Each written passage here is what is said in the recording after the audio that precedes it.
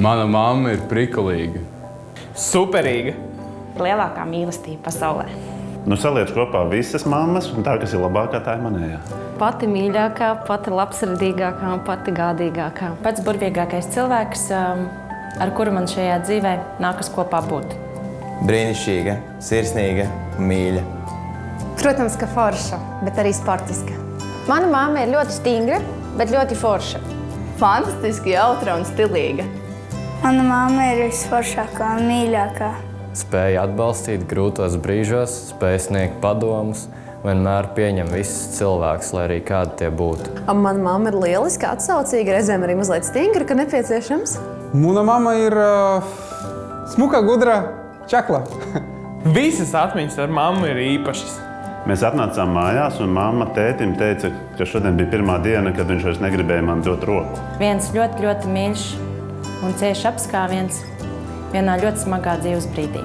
Kopīgais atpūtas un šopinga brauciens uz Berlīnu, kurā es atklāju, ka arī mammas var darīt kaut ko tādu, ko liekas, ka mammas nekad nevar darīt.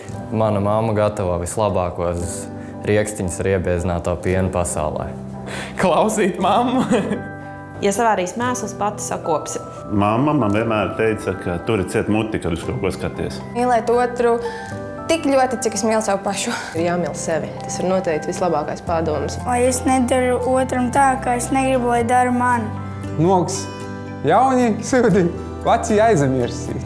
Lai bērni vienmēr atcerās, un bērni vienmēr ir blakus, un lai bērni vienmēr mīl.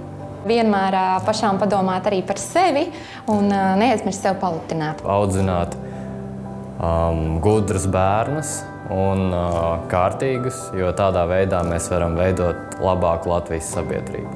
Pacietība, jo patiesībā, manuprāt, mamma ir viens no smagākajiem darbiem pasaulē. Lai cik mēs karstasinīgi vai osi savus izteiciņus dažreiz varam būt, mēs vienalga mīlam visas mūsu mammas.